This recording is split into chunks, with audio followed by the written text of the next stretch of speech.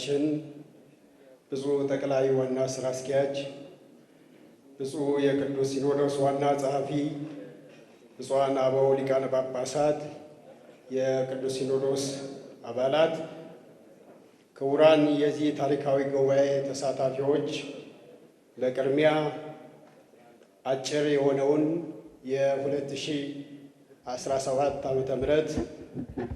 የሥራ ሪፖርት እንዳቀርብ ስለተፈቀደልኝ ምስጋናዬን በማቅረብ የሚኔሶታና አካባቢው ሀገረ ስብከት የሥራ ክንውንን እንደሚከተለው አቀርባለሁ።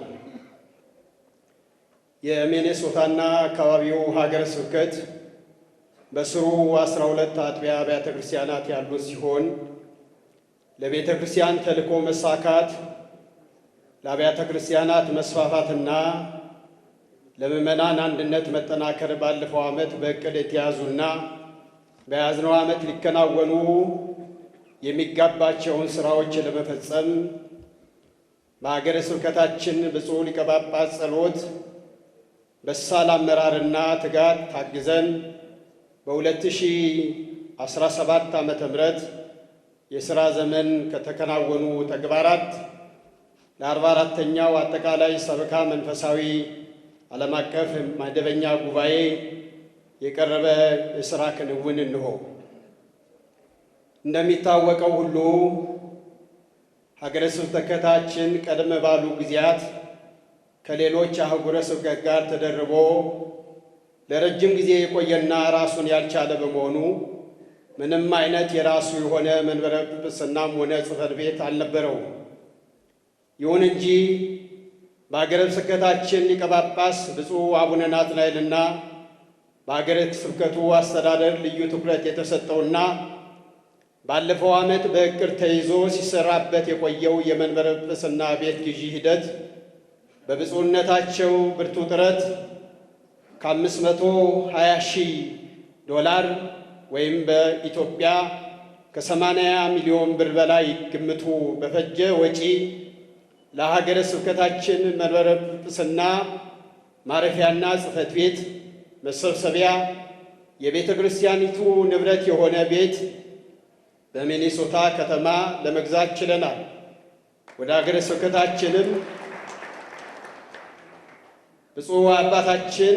አቡነ ናትናኤል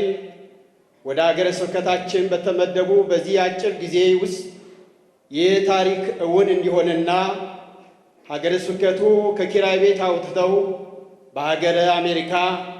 የቤት ባለቤት ይዞታ የደረጉትን ብፁዕ አባታችን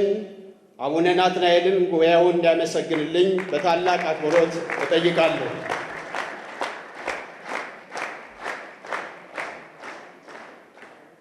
በሀገረ ስብከታችን መዋቅር ስር የሚገኙ አጥቢያ አብያተ ክርስቲያናት ሁሉም ማለት በሚቻል መልኩ በሰበካ ጉባኤ ተደራጅተው የሚገኙ ሲሆኑ ከአንዱ በስተቀር በየሳምንቱ ተገቢው አገልግሎት የሚሰጥባቸው ናቸው። ከመንፈሳዊው የቤተ መቅደስ አገልግሎት ባሻገር ሰንበት ትምህርት ቤት በማጠናከርና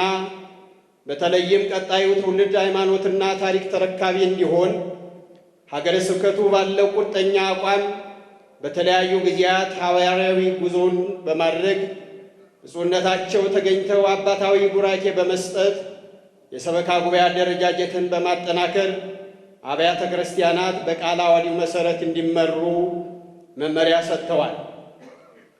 በሀገረ ስብከቱ በሚገኙ አብያተ ክርስቲያናት ስለ ሰላም፣ አንድነትና ዕቅበተ እምነት፣ ቀኖና ቤተ ክርስቲያንን አጠባበቅ፣ የስብከተ ወንጌል አገልግሎት መስፋፋት፣ የሰንበት ቤቶች እንዲጠናከሩ ለካህናትና ለምዕመናን፣ ለዲያቆናት፣ ለሰንበት ትምህርት ቤት ወጣቶች በየጊዜው ትምህርትና አባታዊ መመሪያ በመስጠት ብፁዕነታቸው ያላቸውን በጎ አስተዋጽኦ በቅንነትና በመንፈሳዊ ኃይል ሀገረ ስብከቱን እያጠናከሩ ይገኛሉ። መልካም አስተዳደርና ግጭት አፈታትን በተመለከተም በሀገረ ስብከቱ መንበረ ጵጵስና ዋና ከተማ ለሚገኙ ለአምስቱ አድባራት አስተዳዳሪዎችና ካህናት እንዲሁም ዲያቆናት በአንድነት በመሰብሰብ አርአያ ክህነትን በመጠበቅ መኖር እንደሚገባ አባታዊ ምክርና መመሪያ ሰጥቷል። በዚህም መመሪያ መሠረት በአሁኑ ወቅት አብያተ ክርስቲያናቱ ሁሉ በሰላምና በፍቅር አገልግሎታቸውን እያከናወኑ ይገኛሉ። ሐዋርያዊ ጉዞ ባደረጉባቸው አጥቢያዎች በሀገረ አሜሪካ ተወልደው ላደጉ ትውልደ ኢትዮጵያውያን ደቀ መዛሙርት 23 ለሚሆኑ የዲቁና ማዕረገ ክህነት ሰጥተዋል። የመስቀል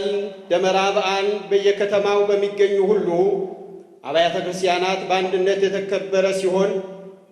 በተለይ የጥምቀት ባህል የአገረ ስብከታችን ሊቀ ጳጳስ ብፁዕ አቡነ ናትናኤል በተገኙበት በሚኒያፖሊስ ከተማ የኢትዮጵያ ኦርቶዶክስ ተዋሕዶ ቤተ ክርስቲያን ሥርዓት ትውፊትን፣ ባህልን በሚገልጽ ለሌሎች አስተማሪ በሆነ መልኩ ማክበር እንደሚገባ በብፁዕነታቸው በተሰጠው መመሪያ መሠረት በአማረና በደመቀ ሁኔታ ተከብሯል። በብፁዕነታቸው መሪነት በተደረገ ሐዋርያዊ ጉዞ በኮሌጅ ፊልድ ሚኒሶታ ሴንት ጆንስ ዩኒቨርሲቲ ውስጥ ተገኝተው በማይክሮፊልም የተዘጋጀ ጥንታዊ የብራና መጻሕፍትን በመጎብኘትና ለኢትዮጵያ ኦርቶዶክስ ተዋሕዶ ቤተ ክርስቲያን ወደ 8804 የብራና መጻሕፍት ካታሎግን አዘጋጅተው በማይክሮፊልም ለትውልድ እንዲተላለፍ ያደረጉን አካላት በማመስገን በዘርፉ የተሰማሩ ኢትዮጵያውያን ምሁራንን እንዲያስቀጥሉት አባታዊ ምክራቸውን ለግሰዋል። በሀገረ ስብከታችን ስር ባሉ አብያተ ክርስቲያናት የተለያዩ ሀገር ዜጋነት ላላቸው አዳዲስ አማንያን ከተለያዩ የእምነት ተቋማት ተመልሰው በራሳቸው ቋንቋ የቤተ ክርስቲያንን መሠረታዊ ትምህርት ለተማሩ ቁጥራቸው ከ10 በላይ ለሆኑ አማንያን የጥምቀት ልጅነትን በመስጠት የኢትዮጵያ ኦርቶዶክስ ተዋሕዶ ቤተ ክርስቲያን አባላት እንዲሆኑ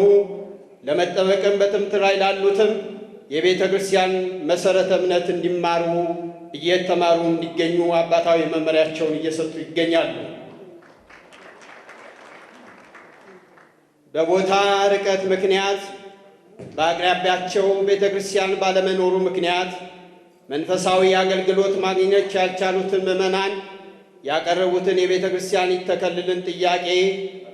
ከሥርዓተ ቤተ ክርስቲያን አኳያ በጥልቀት በማየትና በመገምገም እንዲሁም እምነትን ከማስፋፋትና ምዕመናንን ከመጠበቅ አኳያ ያለውን ሚና በመመልከት የቅዱስ ሚካኤል ቤተ ክርስቲያን በአገረ ስብከታችን እንዲመሰረት ተደርጓል።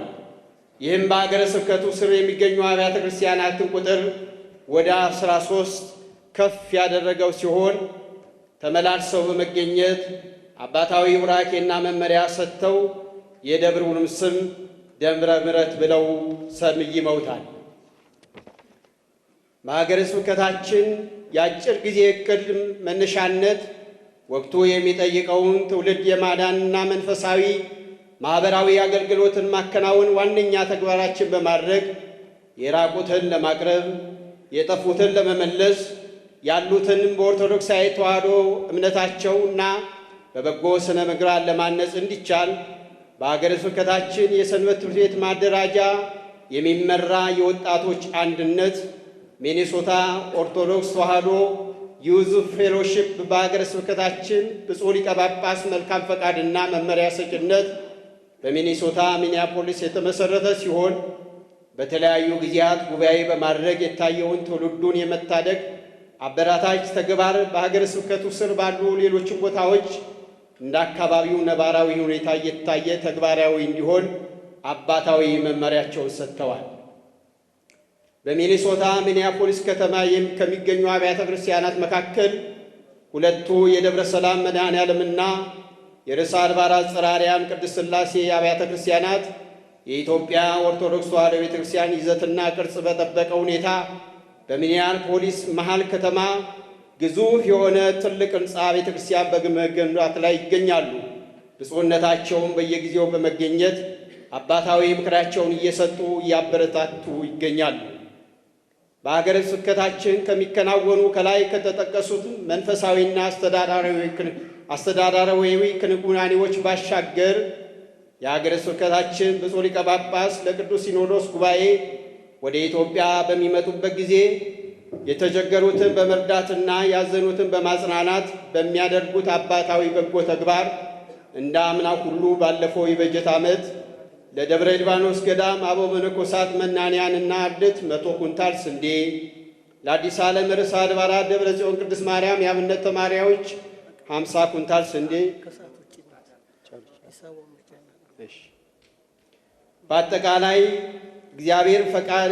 ይፈቅድና ብንኖር በአገረ ስብከታችን ሊቀ ጳጳስ ብፁዕ አቡነ ናትናኤል ጸሎት አባታዊ ቡራኬና የሥራ አመራር በመታገዝ በቀጣዩ ሥራ ዘመን በርካታ ሥራዎችን ለመስራትና ሀገረ ስብከቱን በማሳደግ የቤተ ክርስቲያንን ተልእኮ በመፈጸምና በባዕድ አገር በስደት ለሚኖሩ ምዕመናን በመንፈሳዊና ማኅበራዊ አገልግሎት ተደራሽ በመሆን ወጣቱን ትውልድ በሃይማኖት በሥነ ምግባር በማነጽ የሀገርና የቤተ ክርስቲያን ተረካቢ እንዲሆን በማስቻል እየገለጽን በ2017 ዓመተ ምህረት ሀገረ ስብከታችን ለማቋቋም በተካሄደው የሥራ እንቅስቃሴ ገቢ ላይ ከአምናው እጥፍ ከፍ በማድረግ $4000 ለጠቅላይ ቤተ ክህነት ጽሕፈት ቤት በኢትዮጵያ ንግድ ባንክ 4 ኪሎ ቅርንጫፍ በባንክ ቁጥር ባስገባ ነው ሲል ብፁዕ አባታችን አቡነ ናትናኤል የሀገረ ስብከታችን ሊቀ ጳጳስ ለብፁዕ ወቅዱስ አባታችን ሊያስረክቡልን በታላቅ ትሕትና እጠይቃለሁ።